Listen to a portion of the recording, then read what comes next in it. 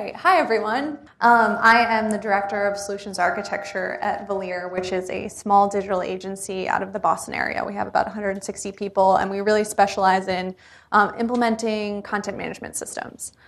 We've been really fortunate to work with a lot of really great associations, some of which include ASIE, AACC, AARP, EDUCAUSE, PMA. It kind of runs the gamut. So, we've definitely seen there is a real need for specialization in the association space based on some of the other clients we have, because some of your goals and outcomes are really different than, for-profit businesses. So today there's a couple things that I want to talk about. First, I just want to level set what I mean when I'm talking about personalization, because it can mean so many things. Talking about the road to personalization, and then talking through a case example of how we personalized one of our clients' websites and some of the results that we saw. So when I'm talking about personalization, I'm talking about just the website for now. You can definitely pull in all sorts of different digital marketing mediums for personalization, but I have 20 minutes, I don't have 2 hours, so we're going to stick to the website for right now. I really love this quote. I'm going to read it real quick, but at a basic level, personalization means serving unique content to a user based on something we know about him or her, from geographic location to specific browsing history. And as you've likely observed, the value of personalization is largely in how you wield it. And I think the second part of that quote is so important because you have to put a lot into understanding personalization before you can really gain anything out of it. And I think that's maybe where people underestimate the effort involved, but also get really scared about what it is to embark on personalization. So I'm pulling up some relevant statistics that may be a little bit scary, but I think are a good level set.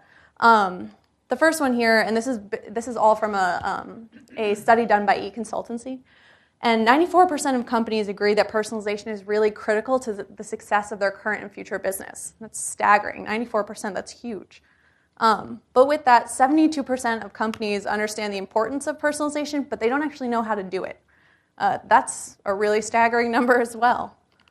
Only 15% of companies state that they're definitely getting good ROI from personalization. And the last one is 41% report that personalization hasn't actually yielded any dividends.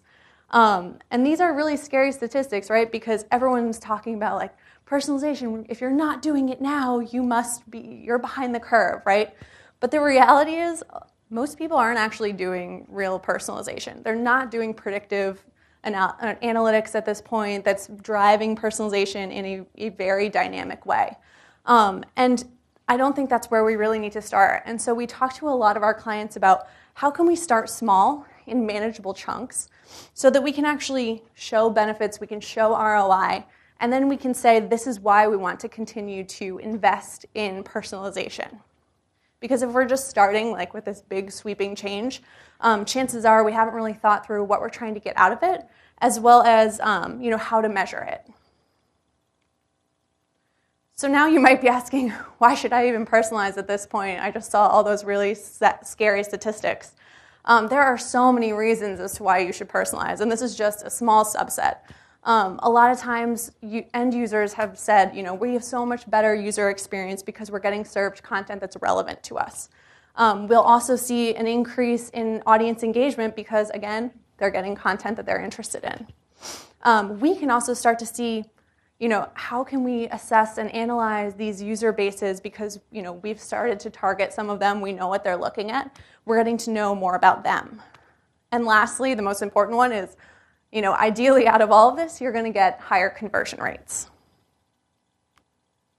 So a lot of our clients will ask, we haven't embarked on this journey yet. We feel like we're already behind the curve. How do we know if we're ready? And so there's three main things that we talk about with clients when we're starting on this journey. One is, who are we personalizing for? So I think we've heard a lot from the speakers today, we really need to know who our audience is. And how can we identify and start to group them, segment them into groups that, we can start to target for very specific things. The next one is, what are we personalizing? So what is the business objective that you're actually trying to achieve? Is it increased revenue? What are the digital objectives that you're trying to achieve? Bring it back to the website, so maybe increased membership sign up. increased event registration, and what is the conversions that we're trying to achieve here. So it could be anything from getting someone to actually register for a membership all the way to just getting them to the membership page just to see what you're about. And the last one is bringing it back to the website of once we determine why and what we want to personalize and for who, where are we going to do it? Are we going to look at the homepage and actually do that, or are we going to put it on some content pages? How are we actually going to display this personalized content? So in working with a lot of our association clients, we've started to notice, and I think everyone here, we've already talked about this, AMSs capture so much data. And what we were seeing is our clients weren't actually utilizing that data in their digital properties. And so we started really pulling together, how can we connect these things together? Because you already know a lot about your individual users and things that they've told you that they're interested in. And a lot of the associations we've been working with, they're talking to their users on a regular basis and updating their systems. So they have all this information and it's just kind of sitting there. And so how can we marry these things together to really enhance our members' experience? So when we talk about personalization, there's two types of personalization. You have the idea of implicit personalization versus explicit personalization. Implicit personalization is when we can basically gather information on anonymous users just based on their behavior. So some of them is you've come to this website from this IP address, so I'm going to start to show you information from this country or this town. You've clicked on this topic, a lot of content about this one topic. I'm going to start to show you content that's related to that. So there are things that we don't actually have to know who you are to start personalizing on. And if you're not plugged into your AMS, if you don't have that integration yet, these are really great small steps to start with that you can start to prove that personalization is actually going to work without necessarily having to invest in a full integration if you don't have it yet. However, most of the sites that we've been building, we are already integrating with the AMS because we have login capability. So if we're already integrating, why wouldn't we pull some of that information in to then, personalize content for the user? So some of the things that we've seen, which are very common but not a full list, is the status of their membership, the membership type that they have, if there are multiple types for that association, any interests that they've noted or topics that they follow, the location that their company is from, and conferences or events that they've attended, as well as forum responses, and they don't necessarily need to be a member to collect those last two. So when we're talking about some challenges that one of my clients faced, the Produce Marketing Association was one of my first clients when I came to Valier, and they were so close with their clients, but they also did everything on paper. You still can't register for a membership on their website. But they were so connected in with their member base. And it was very clear to members what their value prop was in the association, but I think it wasn't translating very well to the website. People would come to the website and they were like, we just had this great conversation with you, and it's like you know nothing about me. I could be anyone coming to the site. So not only did they not feel like a part of the association when they came to the site, but they also found that content was really difficult to find. They would actually call into the customer service center, and then customer service would point them to the right content. And when we interviewed users, people said, when I get pointed to the right content, it's really valuable. But the problem was they weren't able to actually find it. So when we looked at what audiences this really impacted, there was a couple that kind of rose to the top. This was by far not the full list of audiences that this association serves. However, the ones that we looked at for personalization was really around members, potential members, event attendees, and potential event attendees. Because these were all things we thought we could really measure, both revenue around as well as just tracking kind of what's going on. So some of the solutions that we put in place we're really integrating more of their AMS data. So I think, many of us will log into like a travel site like JetBlue. And when I log in, it immediately says, hello, Kamiko. And we kind of expect that happens to any site that you log into. But that's such a small thing that's so easy to do to make your users feel a little bit more like they're part of something. You know them. You've said my name right at the top of the page. We also implemented kind of those reminder, your membership is expiring, notifications that would pop up based on various 60 days, 30 days out, just to let people be more informed about the status of their membership. And we also looked at what data can we really use to start personalizing. They weren't ready to commit to a full-blown predictive type of thing. They wanted to be really curated about what kind of content that they were serving up to their users. So we looked at a few things: location, industry, interests that were defined by the user, as well as membership type. Location is a really easy one. Let's say a user is coming from DC and you have 2 weeks until an event that's in DC. And most likely a user in California, probably 2 weeks out, isn't going to buy a ticket to a DC-related event. But if we can actually start popping up, hey, look, we have this event in your area, that's very curated to them. And they're starting to feel like you know them. The other thing is, another JetBlue story, because I do love JetBlue, I bought the credit card, right, because I fly them so much. So I get emails all the time asking, join our credit card. And I get so mad because I'm like, you know that I have your credit card. Stop sending me emails to sign up for it. And so we started looking at the content on the site. And if you're a member, the last thing you want to see is hey, join now here on every page of the site, right? Because you're already a member. You should know I'm a member. Stop showing me that promo. So we started to figure out, if someone's already signed up for an event or they're already a member, we're not going to show them certain types of content. Instead, maybe we'll replace that with something else about, have you booked your hotel yet? Different things that will be maybe additive to their experience as opposed to making them feel a little bit more alienated. And now we've started to see some real results, which I'll show you in a second.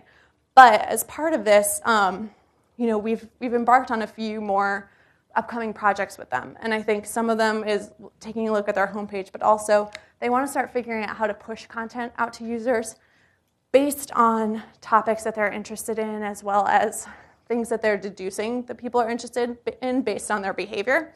And so we're starting to figure out how can we do that in a way that makes the most sense, possibly utilizing other tools. And the other way that we also personalize content that was really easy from the start was starting to come up with an algorithm for recommended content. So if you're logged out, we can do a really quick, hey, the topic on this page is tomatoes. And now we're going to show you all content over here that's tomatoes that you might be interested in.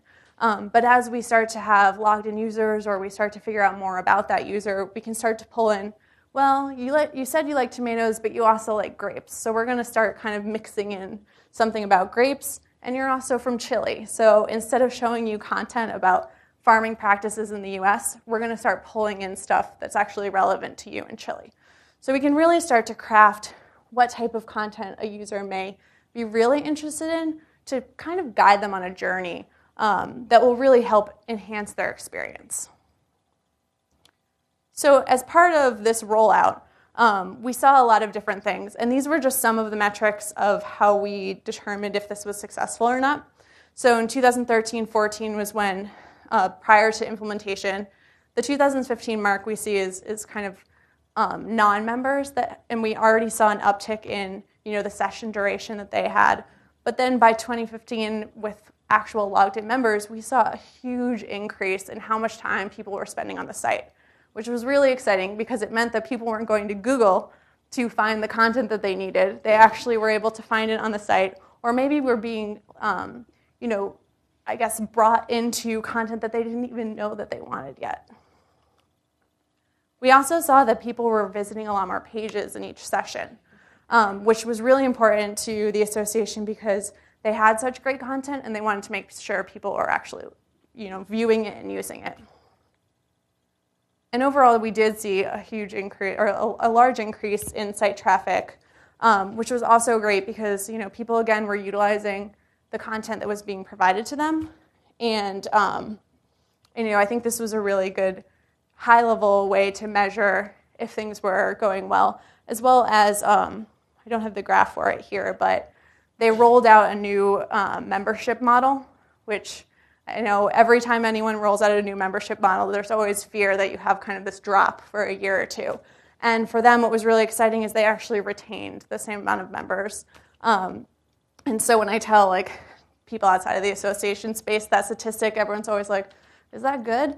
But usually when I talk to association folk about it, they're always like, oh, wow, they were able to keep everything in place even though they changed out their entire membership model. So the thing I want to leave you with here is what are just the rules that I would give clients around embarking on personalization, things to think about that I can just take away and maybe figure out on my site what I can do. So the first one is really get to know your users and what it is that they want. I think sometimes we overlook, what it is that the user is actually there to do, and we're trying to push our own agenda. And I think there's a really elegant way to mix the two of them, and just making sure we're not, we're keeping their wants and needs top of mind. From there, really looking at how can we profile these users in a way that we can start to target them over specific things, whether it's locations, interests, or really, unique data about them, and really start to figure out, how to show certain content to certain types of users. Define out what your desired outcomes are and how to measure them. I think this one's really important. A lot of times when we test things on sites, the how to measure part is kind of an afterthought, and then it's really, really difficult to show if there was actually any sort of benefit or ROI. So this one I think, I always push because it's often forgotten. Making sure that you have the right tools in place. So for this one, you may not be fully integrated with your AMS at this point, or you may not have a CMS yet. But starting to figure out what are the tools that you need, or maybe an analytics platform that you're really able to, review and get data from, but making sure that you have the tools in place that you need to be able to analyze the data to then basically measure and iterate upon that. Because I think, you're constantly going to want to look at what is successful and then how can we duplicate that elsewhere. But then also looking at why certain things aren't successful, trying to get to the bottom of that, and also determining we won't do this again. So that is what I have for you today. And definitely you can get at me via email, Twitter, and I will also be around later on if you have any questions. But thank you.